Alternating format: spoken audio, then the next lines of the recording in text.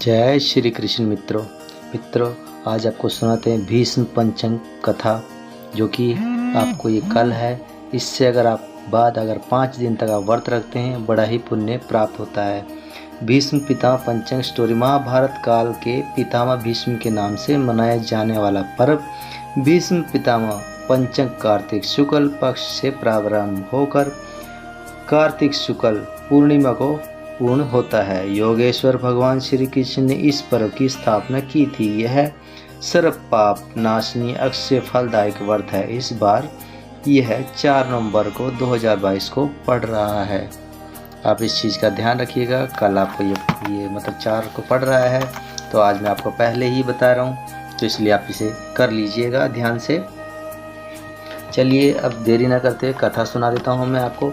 भीष्म पंचक की कथा कि योगेश्वर भगवान ने कैसे सुनाई थी। एक समय राजा परीक्षित ने महाभारत व्यासजन से पूछा, हे भगवान, हमें कार्तिक मास की कथा आपने सुनाई और इससे भी एकादशी से लेकर पूर्णिमा तक इन 5 दिनों को भीष्म पंचक के नाम से क्यों कहा जाता है? इस संबंध में हम जानना चाहते हैं, और इन 5 दिनों में व्रत करने वाले को क्या लाभ होता है? महात्मा व्यास जी ने कहा, हे परीक्षित, सुनो। कुछ समय पहले काशीपुर में बहुत ही निर्धन सोमेश्वर नाम का ब्राह्मण रहता था। उसका शरीर बहुत ही कमजोर था, परंतु वह भगवान विष्णु का भक्त था। कार्तिक मास में वह रोज गंगा स्नान करता और भगवान विष्णु का पूजन करता। पर एक दिन वह शरीर से पीड़ित होते हुए भी गंगा स्नान करने गया, पर उससे घंटों की सीढ़ियाँ उतरी नहीं गई कि किसी तरह से उतरकर गंगा की तरफ पहुंचा और गंगा स्नान किया। वहीं पर बैठकर संध्या उपासना करने लगा।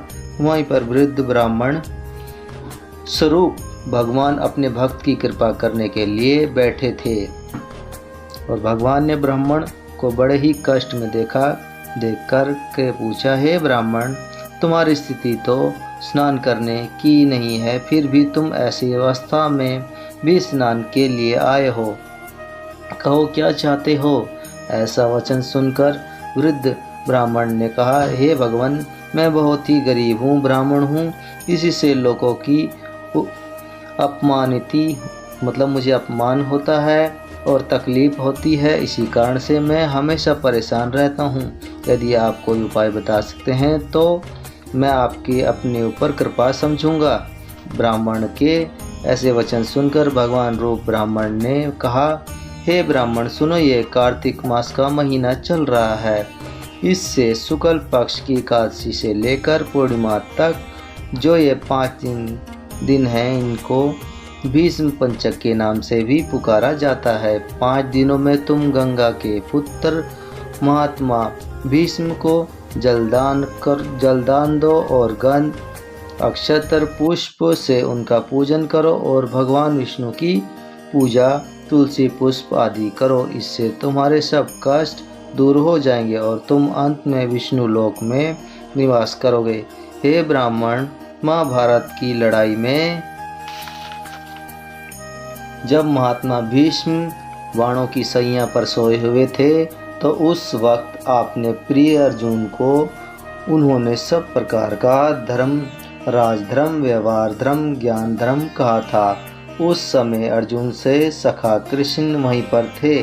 जब भीष्म से कृष्ण ने कहा, हे पितामह, जो मनुष्य कार्तिक मास के शुक्ल पक्ष की एकादशी से लेकर पूर्णिमा तक तुम्हारे नाम से जल देगा और वह पूजा करेगा, वह पूजा मैं स्वीकार करूंगा और उसके सब कष्ट दूर करूंगा। अंत, हे ब्राह्मण, तू इस भीष्म पंचक में महात्मा भीष्म का पूजन कर।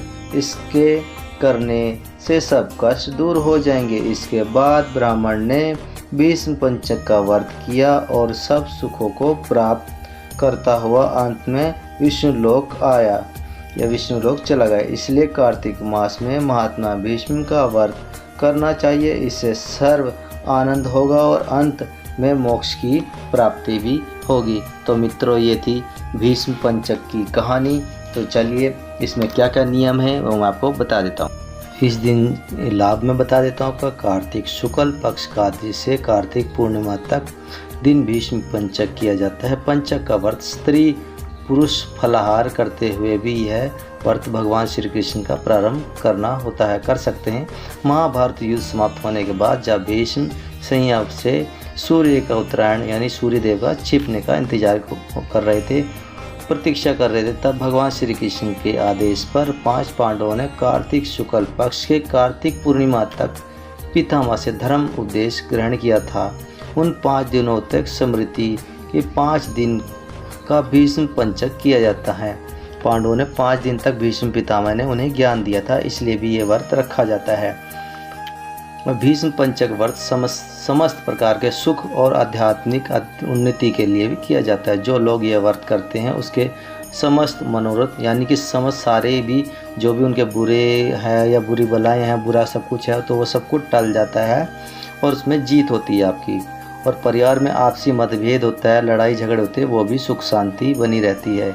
इस दिन आप इसका ज़्यादा मंत्र का आप ध्यान रखिएगा, आप मंत्र जरूर बोलिएगा। आप तुलसी माता को ओम नमो भगवते वासुदेवाय इस मंत्र का भी आप जाप कर सकते हैं। ओम नमो भगवते वासुदेवाय इस श्री कृष्ण भगवान का मंत्र है। वासुदेव ये मंत्र भगवान श्री कृष्ण की पूजा की जाती है। 5 दिन तक अखंड जलने वाला घी का दीपक अगर आप जला सकते हैं तो वो जला दीजिए, नहीं तो आप सुबह सुबह घी का दीपक जरूर जलाइएगा तुलसी माता में। और जब अंतिम दिन रहेगा आपका, उसमें अगर छोटी मोटी पूजा कर सकते हो आप तो उससे कर दीजिएगा। और उसमें जो पूजा में मंत्र है वो बोलिएगा ओम विष्णुवाय नमः, ओम विष्णुवाय नमः, ओम विष्णुवाय नमः। ये स्वाहा करते हुए मंत्र से घी की आहुति देते हुए हवन किया जाता है। जय श्री कृष्ण।